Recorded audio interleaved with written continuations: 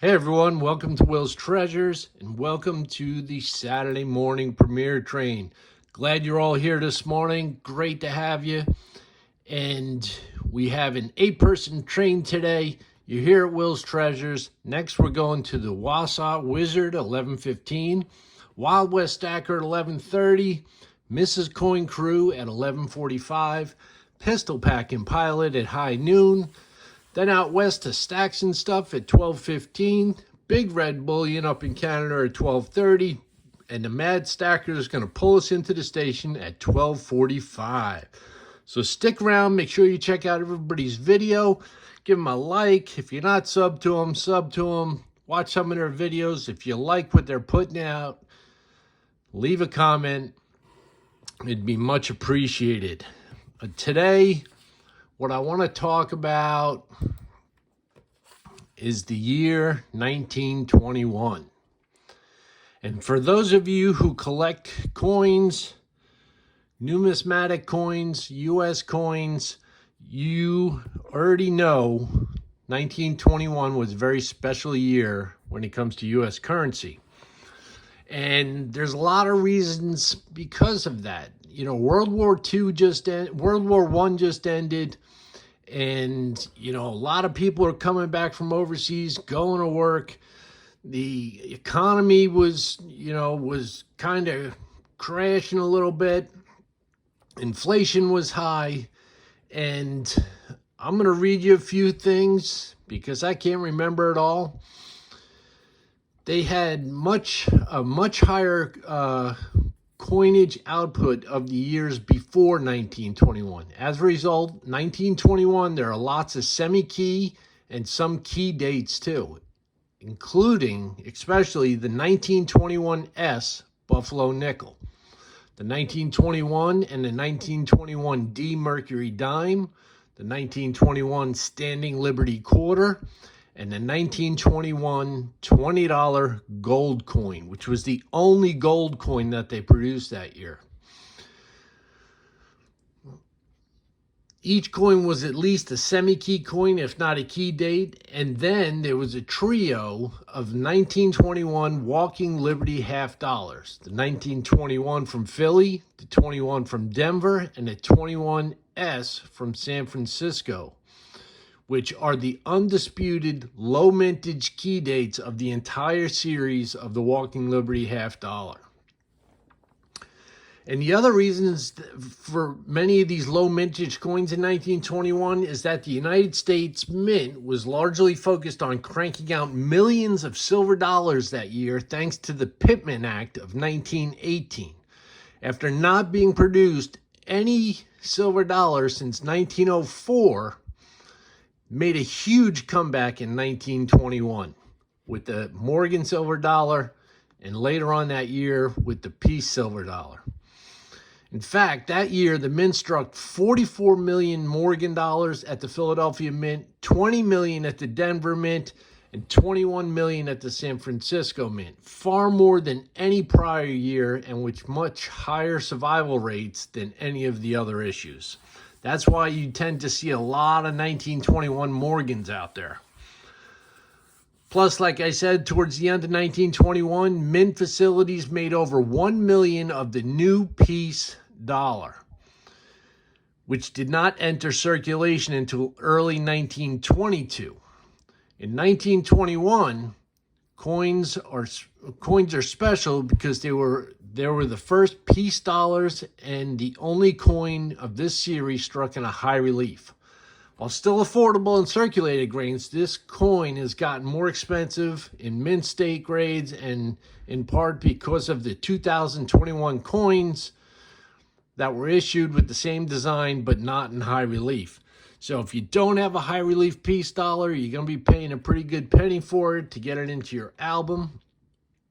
And the other keys and semi-key dates, in 1921 S Lincoln said, that's a better date coin.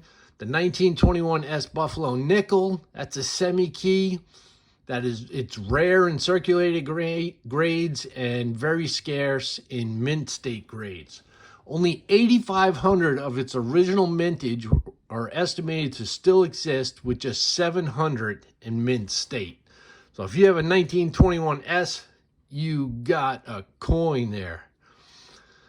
And after the 1916D Mercury dime, which we all know is the key date Merc, the 1921 and 22D are the lowest mintages of that series, with respectively 1.2 million and 1 million of those coins produced, far fewer surviving examples of both issues.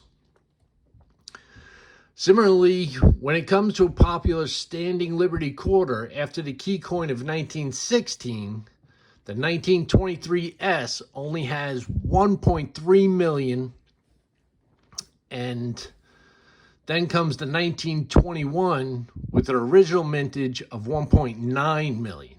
So there were semi-key dates and key dates all throughout 1921. And like I said before, the one gold coin was the $20 St. Gordon's Double Eagle. It's the only gold coin made that year in 1921.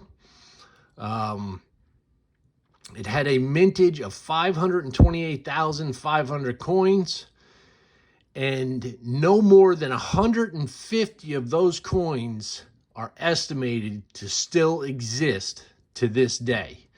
And only 102 of those have been graded by PCGS with an MS63, having sold in 2006 for an amazing 1.49 million. And there are 8 coins graded higher by the same service. In fact, PCGS estimates a coin grading just XF40 to be worth $50,000. It's amazing. Absolutely amazing. So what's bringing me to the year of 1921 is this album right here. My Liberty Walking Half Dollar, 1916 to 1947. Let me move this stuff out of the way here so I could open my book up. Now, if you don't know what type of album this is a Whitman classic. It's very similar to the Dansko albums. It gives you the history of the Walking Liberty Half. Tells you about the album, and I've been working on this for a while now. I got this entire front page filled, even the harder to find ones, and I had a wonderful person, Texas Joe, gift me a 1916D Oddverse mint mark, which is super nice of him. But I got the whole page filled on the front page. The second page, we're missing 2. What I said before, the trio, the key dates right here, 1921.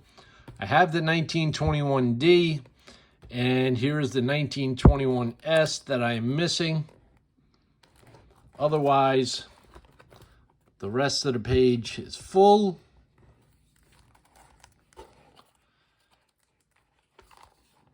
We got 1935 to 1939 with the 1938D down here.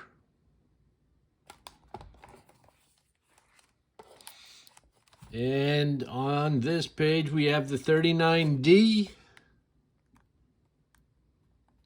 All nice circulated examples, some better than others, to the 1943D. And the last page, we got the 43S all the way down to the 1947D. And on the back here, it tells you every year it was minted and how many was minted that year, which is great. That's why I like these albums. Well, we're going to flip back to the 1921 series, and we got some coins to put in here. We got the 1921S. We're going to open this up, take it out of the flip, And it is in circulated condition. It's not a full date, but you can clearly see the 21 on it.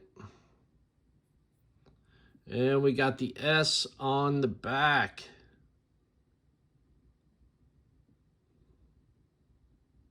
Very nice. Definitely has some wear, but the cool thing is that I'm filling another hole in my book. But not only one hole, I have the 1921 from Philly.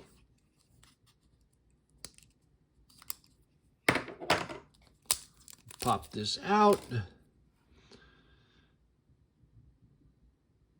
Now, this is not a full date either, but you can see, if I hold it at an angle, you can see the 9, the 2, and the 1. Now flip it over. No mint mark. So it's from Philly. It does have some wear. But I'll tell you, just to have this semi-key date in the album in this condition, you're still going to pay up for this coin. We're going to get that bad boy right in there.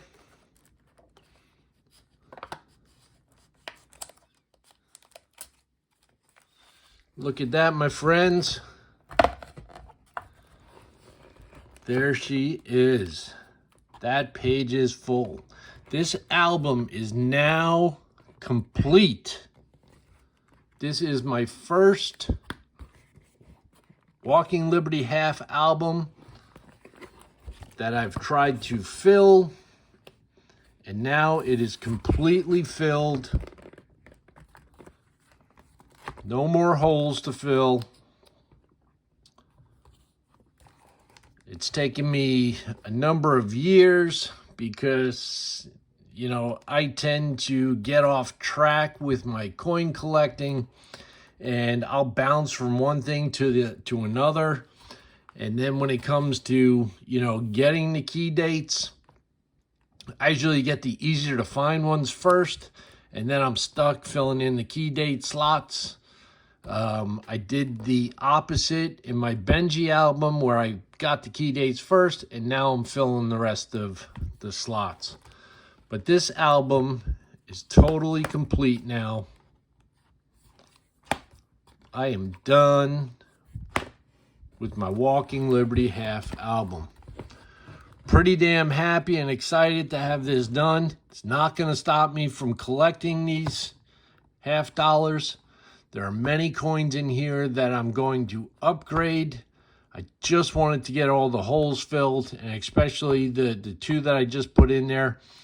Down the road, I will get full date Walking Liberty halves to get in there. Every other coin in here has a full date and is in pretty decent condition, with a few of them being uncirculated. But that's it, my friends. I hope you liked the little review of 1921, and I'm super pumped that I got this album finally done. So let's head off to the next person on the train. The link is going to be down in the live chat below. Let's head off to Wassaw Wizard and check out his video.